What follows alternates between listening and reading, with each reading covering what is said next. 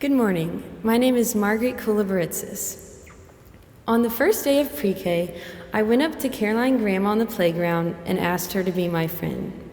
She smiled and said yes. Ever since then, she has been nothing but a light in my life.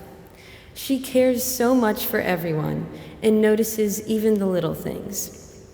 You could accidentally drop your pencil 10 feet away from her, but she'd still stop everything she's doing to put it right back on your desk. If you've ever been in a class with Caroline Gramm, you may have noticed how she is probably the world's loudest, but also fastest typist known to man. She also makes memes that will have you dying of laughter. In 6th grade, in Rose Theater at the Fall Award Ceremony, an award was created and named just for Caroline to recognize the motivation and happiness that she gives to others. She was given the Energizer Bunny Award. Caroline got this award in 6th grade, but she's always been deserving of this award every year since I met her. She has always been and continues to be an Energizer Bunny for everyone around her. Please join me in welcoming the wonderful and amazing Caroline Beckham Gramm.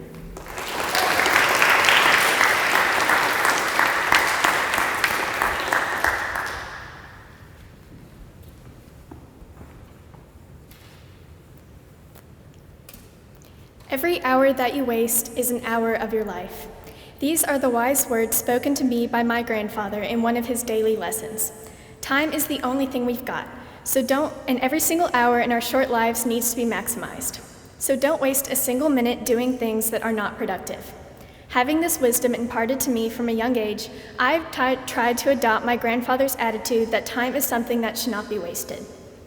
I avoid wasting time by trying to spend every second of my free time working, from the moment I wake up to the moment I return to bed. For many years, the work that I considered worthy of my time consisted of only those things to which I could actually make a contribution. Activities such as drawing, reading, and mindfulness didn't actually produce anything or influence anyone when I'd finished doing them, so they were activities that would give me a lot of guilt for dedicating any time to them. In trying to waste as little time as possible, for a long time, I would avoid these types of activities. However, there is one activity that somehow managed to slip through the cracks of my once rigid definition of productivity. It is something that I get more out of than I contribute, and it is probably something that I won't continue to do for the rest of my life. This activity is theater. I've been doing St. Mary's Theater since I was in the 4th grade, when I was an adjective in Schoolhouse Rock Live Junior. Now, a lot of lower schoolers do the lower school play at least once, realize they're better at lacrosse or soccer, then quit, with their experience with theater being no more than a fun activity they did to pass the copious free time we had when we were little. I was not one of those kids, not because there weren't things I was better at, but because I had so much fun in my first play that I decided to keep doing plays for 8 years despite my lack of natural talent. Theater at St. Mary's is something I've poured my entire soul into, but it's simply something I'm not good enough at to be doing in terms of what I consider as time well spent. I know that in those hours I spend teaching myself a dance I didn't pick up quickly enough in rehearsal, or perfecting my microphone script, I could be doing something more productive. I also know that someone else would be able to learn the dance in the first rehearsal and would be good enough at pushing buttons that she wouldn't have to do so much pre-show planning.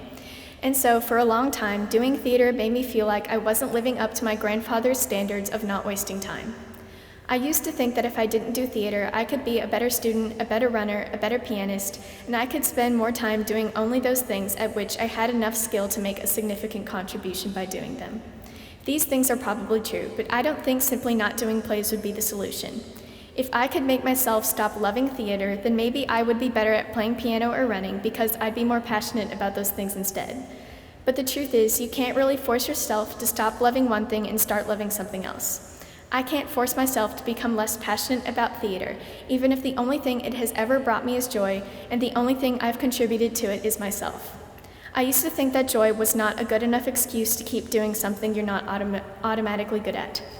However, in my many years of struggling with the guilt over being unproductive with my time, I have come to redefine the meaning of productivity. This change of meaning was inspired by the words of Hank Green in his novel A Beautifully Foolish Endeavor. You will always struggle with not feeling productive until you accept that your own joy can be something you produce. It is not the only thing you will make, nor should it be, but it is something valuable and beautiful. I have also come to realize that producing this joy makes me a better person in every other aspect of my life. On the days when I know I have rehearsal at 3:15, I am able to wake up with excitement for what is to come at the end of the day. I am able to get through the monotony and stress of the school day with joy, knowing at the end of it all, I'll be able to spend 2 hours in the best place in the world with the best people in the world doing the thing that brings me the most joy. The excitement and joy that theater brings me makes me a better student, a better runner, and a better person. It makes me feel more alive than anything else I could possibly doing in the time I'm at rehearsal. So even if I don't produce anything but my own joy in the hours that I am doing theater, I no longer think those are hours wasted. If there is one message I could leave with you all today, it would be this: don't avoid what brings you joy because you think it's a waste of time. Reading, mindfulness, or spending time with loved ones may not help you get a better grade or run a faster mile, but that does not mean that the time you spend doing those things are wasted. If we spend our entire lives only doing things that we consider productive, we forget that we're supposed to live the life that goes on in between. We're not meant to just float from hour to hour, leaving as much time for work and as little time for joy as possible. Therefore, remember to make time for joy in your busy day-to-day life. Time truly is valuable, so don't waste a single hour not being productive, whether you are actually working or just producing joy. Thank you.